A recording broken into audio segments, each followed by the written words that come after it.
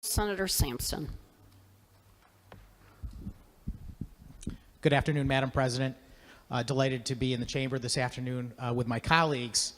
It's pretty clear from watching the result in the House and speaking with some of my colleagues here that it's a foregone conclusion that this is going to pass and become our law in the state. But I do think it's important to just state a few things for the record. And my comments are going to be centered around the role of our state government, something that my House colleagues downstairs are very used to hearing me speak on, and I'm quite certain before the end of the session I will speak on it a few times. The first thing I want to state is that I am extraordinarily sympathetic to this population that is at issue with the bill before us. Certainly, no one wants to be in a position working for any employer where they're not being compensated on time and properly for the work that they're doing. The question really comes down to whether or not that responsibility falls to this body to do something about it. My first concern is that I heard a great many questions go unanswered in the House about the actual process. There were a couple of issues. First and foremost, I'll note that this bill is being e-certified, which implies that it is an emergency to the state of Connecticut. And while I certainly acknowledge it might be an emergency to some households in the state of Connecticut, there are many emergencies going on. People have flooded basements and cars that slid off their driveway because of the ice. But this is not an issue that is an emergency to the state of Connecticut that we needed to come in here today to pass this law. It should have gone through the proper legislative process with a public hearing, with the opportunity for public comment, so people can understand the ramifications of what we do here. Just a couple of those questions that I heard were unanswered, and the most important one, I think, is essentially what the state's responsibility is. The bill is pretty clear that it says that our responsibility ends at 10%, but there are still some questions about what happens after that responsibility is met. Do we just automatically turn the potential default over to the financial institutions who have agreed to offer these loans? Will the Connecticut Housing Finance Authority still have to play a role in collecting those funds? What exactly is the role of our state government, the CHFA, and to what expense to the taxpayers of Connecticut, merely just for the processing, let alone the collection of any debt? Another question that was asked downstairs is the priority of debt. If you've ever gotten a home mortgage loan, you know that that responsibility falls after the responsibility of the real estate taxes.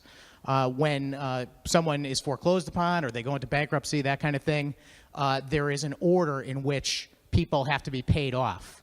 And I saw this question asked a couple of times in the House, and there was no answer to whether or not the responsibility to pay back this loan would come before the real estate taxes that might be owed by this person, or whether or not the unemployment compensation payments that are required to be paid back under this bill have to be paid back first. I think it's important that we answer these questions before we pass things into law. And that is the reason why we have a legislative process. That is the reason why we have committees. And I'm a firm believer that that process has value and we should follow it. My second concern about this particular proposal is that we've never done this before. There's been several other federal government shutdowns. One of my colleagues mentioned back in 1991 there was a RIF, which essentially is the federal government firing employees after furloughing them. And at that point, we still never did that. And I'm curious to know why we would be doing it now. Many folks have talked about why we're choosing this population to bail out. There are certainly other people in our state that are acting in good faith, who are working hard, and for whatever reason, their employers fail to pay them, and so on. But we have not included them in this legislation. There was an amendment offered in the House downstairs, which I think was the best possible solution. And I'm a little disappointed that it failed, but I will note that it failed very, very narrowly. I don't remember what the exact vote was, but I believe there were 88 yeses, which is nearly half the chamber down there. Basically, that amendment kept everything we're attempting to do here intact, except removed the very, very small involvement of the state of Connecticut. My understanding is that this proposal came to us because some people in the private sector want to help. And I'm hearing it all over the place. There are news reports every day. I saw that if you are a furloughed federal employee who's not being paid, you can get free dog food. There are people out there trying to help. And I believe that there are financial institutions that would help. And I believe that even without our involvement and our agreement under this bill to take care of 10% of the potential default, which I think we all agree is actually extremely unlikely, because we're talking about people who the president has already agreed to pay, and the fact that they're probably better off federal employees than the average population. I doubt there's going to be much in the way of defaults on these loans. So my concern is not so much that they're going to default, it's the principle of whether or not this body has the right to commit the taxpayers of the state of Connecticut to any amount to pay for payments that are not the state's responsibility. These are federal employees. We have enough issue taking care of our own obligations regarding state employees and making sure that those items are met. At the end of the day, Madam President, I'm going to vote no today.